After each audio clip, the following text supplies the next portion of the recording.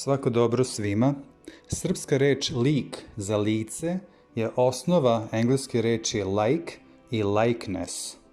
To ću u ovom videu podrobno objasniti kako i zašto, ali mali uvod samo ću dati da sa nekoliko primjera srpskih reči koje su prenete opisno ili direktno u engleski jezik, samo kao malu ilustraciju, inače ću raditi poseban video vezano za tu temu. Na primjer, srpska reč jesam, potvrdna reč za sebe, jesam, je ista ta na engleskom, yes I am. Jagode, strave beri, koje rastu nisko na travi i beru se sa trave u srpskom, je bukvalno strawberry u engleskom, što će reći s trave beri. Piše se apsolutno isto, opisna reč. Smeten na srpskom je smitten na engleskom, apsolutno isto značenje. Čestiti, to jest čestitost na srpskom, je čestiti na engleskom. Čast je osnova reči čestitost, časnost, dok je čestiti u engleskom se uglavnom vezuje za apstinenciju i uzdržavanje od seksualne aktivnosti, ali kaže se, na primjer, častan čovjek ili časna devojka, znači da ne spava okolo. Ja sam časna devojka, se kaže, je li tako, za devojke? Znači da su smerne. U tom smislu je pravo značenje na engleskom jeziku čestiti.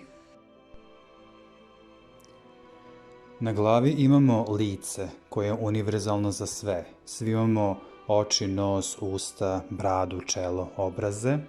A lik je ono što nas zapravo identifikuje kao individue, kao ličnosti. Lik, ličnost, lice. Lik je ono što nas čini posebnim u odnosu na druge. Svako ima drugačije lice, čak i identični blizanci, kao što ne postoje ni isti list drveta, jednog drveta, tako ne postoje ni isto lice. Lik je jedinstvena razmera i kombinacija, udaljenost, oblik, očiju, obrva, nosa, usta, brade itd. Jedinstven svakom čoveku. U umetnosti, a ono što znamo, na primjer, iz antičke Grčke, da se umetnost oslovljava kao imitacija prirode, to jest imitacija stvarnosti. Kada radimo portret, bilo sa živog modela ili sa fotografije, trudimo se da postignemo sličnost, da liči. I pokušavamo da stavimo, naslikamo, nacrtamo na papir ili platno ili drvo, šta već. U engleskom jeziku to se kaže, ako postignete sličnost, you have achieved a likeness. You have achieved a likeness. Postigli ste sličnost. Također što se tiče sliči i liči. Tačan izraz, ako postoji sličnost između dve stvari ili više stvari, je da to sliči, a ne liči kako se govori u Srbiji.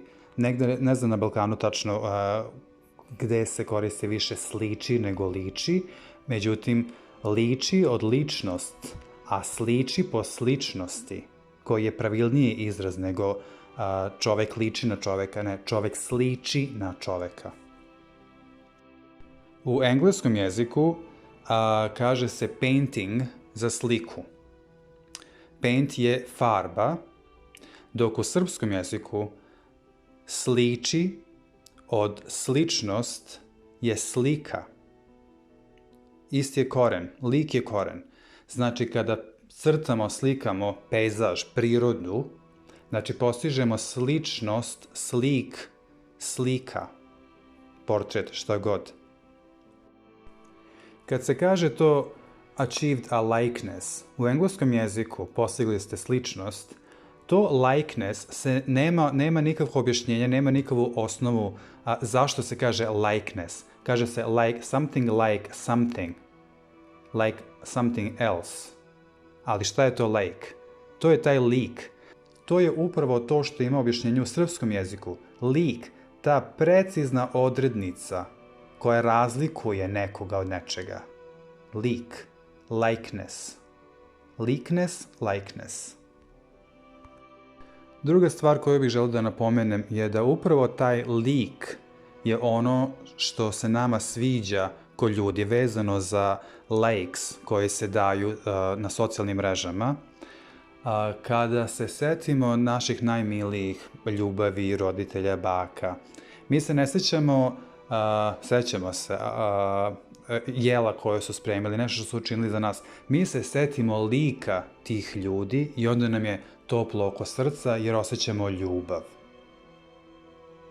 Inače, danas živimo u vremenu kada se forsira da se lik prekrije, ono što se stavi, zakači za uši, što vam dovoljno govori o tome da u stvari vi nemate više konekciju, to jest da vi gubite konekciju, da vam se neko sviđa ili da ga volite, jer je upravo lik ono što volite kod nekoga. Iz tog razloga na pitanje da li postoji ljubav na prvi pogled, da, jer ste prepoznali lik, znači čim ste videli lik, vi ste prepoznali nešto, ne znate šta, takođe nešto što nauka ne može da objasni, kao što ni religija nema odgovor na to pitanje. Šta je to što mi kada vidimo nečiji lik imamo osjećaj sigurnosti, topline, ljubavi. Takođe veliki broj ljudi bira da bude sa nekim zarad koristi materijalne, finansijske, jer je neko povezan u društvu, jer ima puno novca, uticaja i ugled, a neko odabere partnera iz razloga što jako dobro izgleda, ima dobro telo, teretana, grudi, usne, guza, šta god. Međutim, lik je ono što će da nam čini nekoga prijemčivim i bliskim ili ne. Samo lik i ništa više. Mi možemo da budemo vezani i da volimo nekoga iz razloga što smo proveli puno vremena sa nekim, učinio je za nas, činili smo jedno drugom i sve je to fino i bajno. Takođe naučimo da zavolimo nečiji lik. Iako nemamo osjećaj prijemčivosti isprva, međutim vremenom se desi kao što zavolite nečije mane, da zavolite i nečiji lik. Ali mi sami znamo, kad ostanemo sami sa sobom, da li kad pomislimo na nečiji lik, nam je lepo ili nam nije lepo. Ovo objašnjenje koje sam dao savršeno odgovara onome što je značenje reči like i likeness u engleskom jeziku. Nemaju u engleskom jeziku nikakvu osnovu, koren, niti etimološki, niti bilo koji drugi način šta znači to like i likeness. U srpskom jeziku, ovako ovo objašnjenje koje sam dao, se jasno vidi šta znači like, sviđati se nešto ili nekome, i likeness, sličiti nekome. Tako da sledeći put kada budete na socijalnim društvenim mrežama lajkovali neku objavu nekome, znajte da ste u stvari stavili do znanja da vam se sviđa lik. Baš kao i reč likovati, gde je takođe koren lik, kao i ove prethodne reči, što znači radovati se sa nekom akcijom koju je ta osoba počinila. Znači, svoj lik likuje, napravio neko delo, bilo šta, i sada se javno, glasno raduje svoje akciji sam sebi. To jest hvali se, likovati.